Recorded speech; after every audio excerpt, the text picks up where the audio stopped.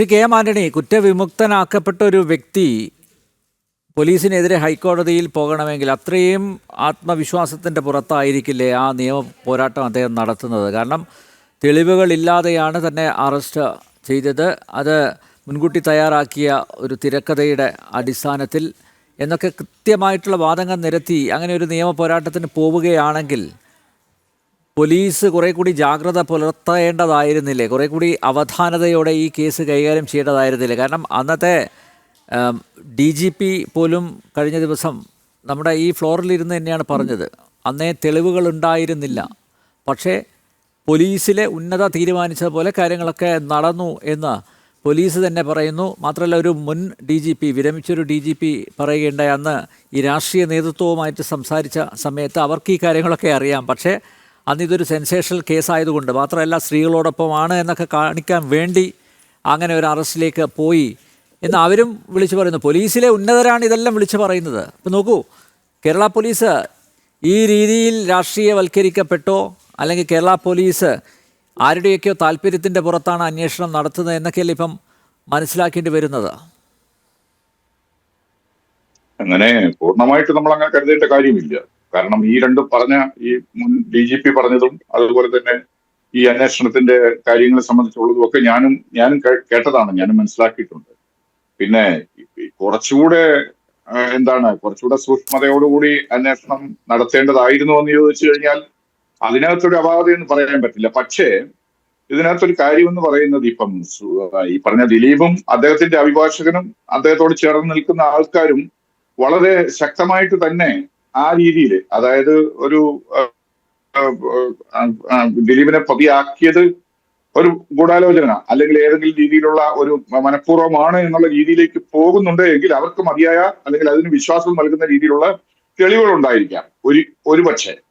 അതല്ല എങ്കിൽ ദിലീപിനൊരു തിരിച്ചുവരവ് ആവശ്യമാണ്. ദിലീപിനെ സംബന്ധിച്ചിടത്തോളം ദിലീപ് ഈ പറഞ്ഞ 8-9 വർഷങ്ങളോളമായിട്ട് സിനിമാ മേഖലയിലും മറ്റു രീതിയിലുമൊക്കെ കുറച്ച് പിന്നോട്ട് പോയ ഒരു സാഹചര്യമാണ്. അപ്പം അത് തിരിച്ചു വരേണ്ടതും സിനിമാ ഫീൽഡിൽ വീണ്ടും വരേണ്ടതും തന്റെ നഷ്ടപ്പെട്ടു പോയി എന്ന് കരുതാവുന്ന ഇമേജ് വീണ്ടെടുക്കേണ്ടതും ഒക്കെ ദിലീപിനെ സംബന്ധിച്ചിടത്തോളം വളരെ ആവശ്യമുള്ള കാര്യമാണ്.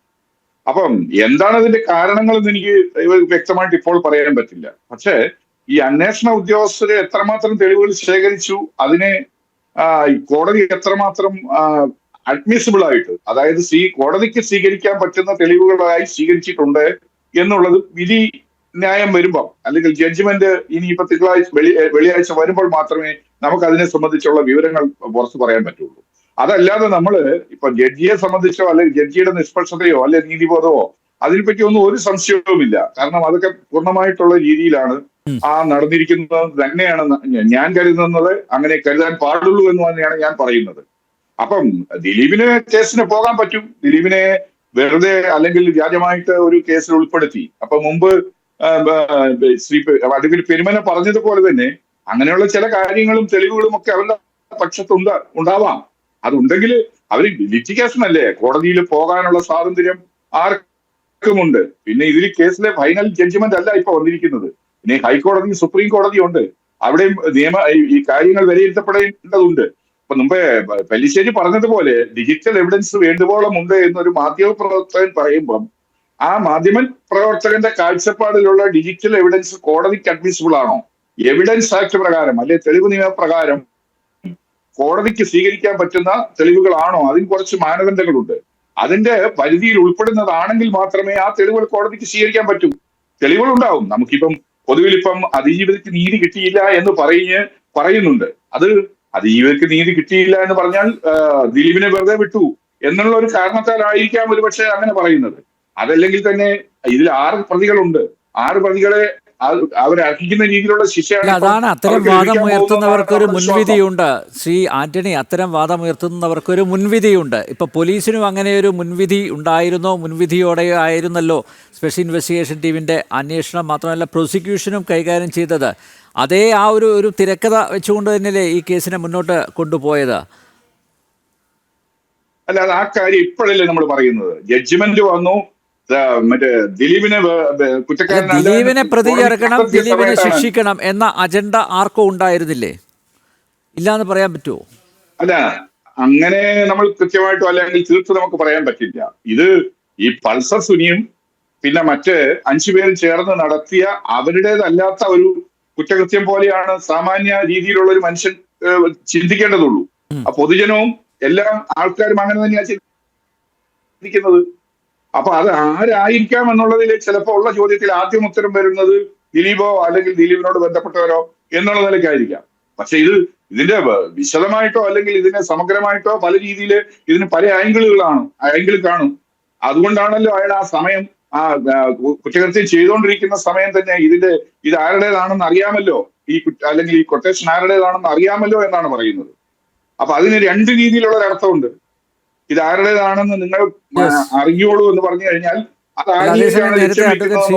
ചൂണ്ടിക്കാണിച്ച പോലെ മനഃപൂർവ്വം പറയാം. അങ്ങനെ പെൻഡ്രൈവിലുള്ള ആ ശബ്ദം അതുമെല്ലാം കൂടുതൽ പരിശോധനയ്ക്ക് വിധേയമാക്കേണ്ടതല്ലേ? ഇപ്പൊ നോക്കൂ, മാത്രമല്ല ആ ഒറിജിനൽ രേഖ ഇപ്പൊ അത് നേരത്തെ പലിശ്ശേരിയാണെന്ന് തോന്നുന്നു അത് ചൂണ്ടിക്കാണിച്ചത്. അതുമായി ബന്ധപ്പെട്ട് എനിക്ക് തോന്നുന്നു ഹൈക്കോടതിയിൽ ഒരു കേസുണ്ട്. കാരണം ഹൈക്കോടതി ജസ്റ്റിസ് കെ ബാബുവാണ് ഒരു അന്വേഷണത്തിന് ഉത്തരവിട്ടത്. അതായത് ഇത് 3 പേര് കണ്ടു എന്നുള്ളത്. ഇപ്പോൾ എനിക്ക് തോന്നുന്നു നേരത്തെ ഇരുന്ന ഒരു ജഡ്ജ്, ഒരു മജിസ്ട്രേറ്റ്, പിന്നെ വേറെ ഒരാൾ കൂടി കണ്ടു എന്നുള്ളത്. അത് അതിജീവിത തന്നെ ചോദ്യം ചെയ്തു ഹൈക്കോടതി ഈ ജസ്റ്റിസ് കെ ബാബു അന്വേഷണത്തിന് ഉത്തരവിട്ടു. പക്ഷേ ആ തലത്തിൽ ഒരു അന്വേഷണവും നടന്നിട്ടില്ല.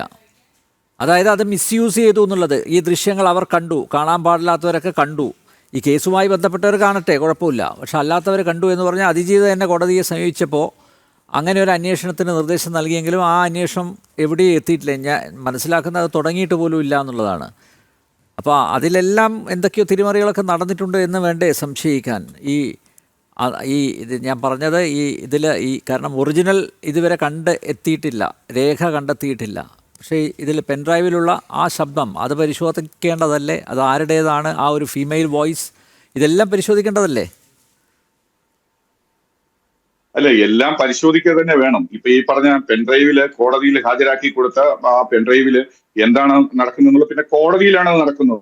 അതിനകത്ത് ഒരു ഇൻവെസ്റ്റിഗേഷൻ കോടതിയിൽ കൊടുത്തു കഴിഞ്ഞാൽ പിന്നെ അത് ഏതെങ്കിലും കോടതിയുടെ ഉത്തരവുകൾ പ്രകാരമാണ് അത് പുറത്തേക്ക് വരുന്നത്, അല്ലെങ്കിൽ അത് വിചാരണയ്ക്ക് വരുന്ന സമയത്തേക്ക് വരുന്നത്. അതൊക്കെ ഇതെല്ലാം ഈ പറഞ്ഞ രീതിയിലുള്ള കാര്യങ്ങൾ ഒരുപാട് വന്നിട്ടുണ്ട്. അതിജീവിത അതിനെന്താണ് പരാതി കൊടുക്കാനുള്ള കാരണമെന്ന് നമുക്കറിഞ്ഞുകൂടാ. അതിനെ സംബന്ധിച്ച് നമ്മൾ അതിലേക്ക് നമുക്ക് കിടക്കേണ്ട കാര്യമില്ല.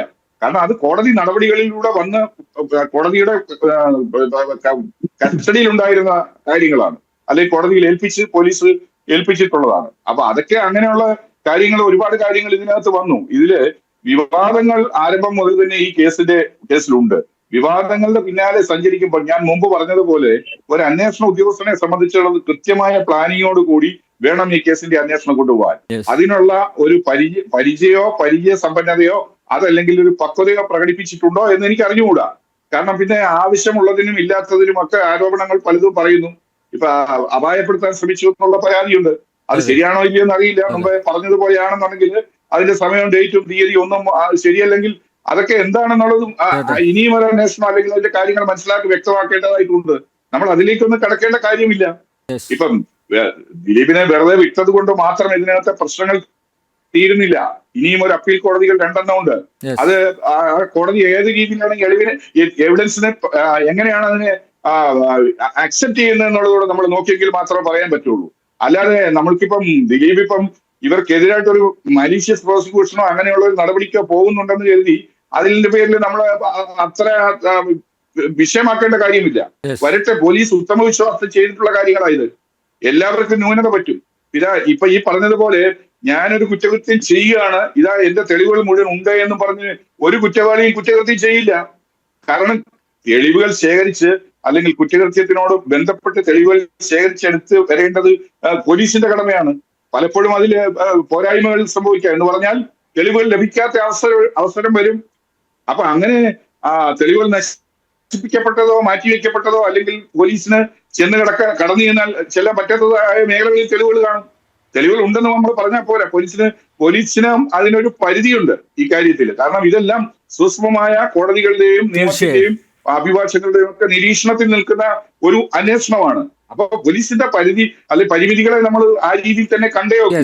അപ്പം പോലീസിന് എതിരായിട്ട് കേസ് പോകുന്നുണ്ട് എങ്കിൽ അത് വരട്ടെ. വരുമ്പം ആ രീതിയിൽ പോകാം. കാര്യം പോലീസ് ഏതായാലും അങ്ങനെ ഒരു ഗൂഢാലോചന നടത്തി പോലീസ് അങ്ങനെ ചെയ്തു എന്നൊന്നും നമുക്ക് കരുതാൻ പറ്റില്ല. കാരണം പോലീസ് എന്ന് പറയുന്നത് എസ്റ്റാബ്ലിഷ്മെന്റ് ആണ്. അതിനകത്ത് മറ്റു പല ഏത് രീതിയിലുള്ള വന്നാലും ഉത്തമവിശ്വാസത്തിൽ തന്നെ അവർ ചെയ്തു പോകുന്നതാണ്. പിന്നെ അതിൽ ചില ന്യൂനതകൾ സംഭവിച്ചിട്ടുണ്ടാവാം. അതിനുള്ള മറുപടി അപ്പോഴാണ് നമ്മൾ പറയേണ്ടതുള്ളൂ. ഓക്കെ, എന്തായാലും പാലത്തായി പീഡനക്കേസ് അടക്കം നമ്മുടെ മുന്നിലുണ്ട് ശ്രീ കെ എം ആന്റണി. അപ്പോൾ കേരള പോലീസിലെ ചില ഉദ്യോഗസ്ഥ ചില പുഴുക്കുത്തുകളൊക്കെ ഉണ്ട്. മാത്രമല്ല അങ്ങനെ കേസ് ഒരു പാർട്ടിക്ക് വേണ്ടി അന്വേഷിച്ചതിന് ഇപ്പോൾ ടിക്കറ്റിൽ മത്സരിക്കുകയും ചെയ്തു ആ വ്യക്തി. മറ്റന്നാൾ ജനവിധി തേടാനും പോകുന്നു. ഓക്കെ.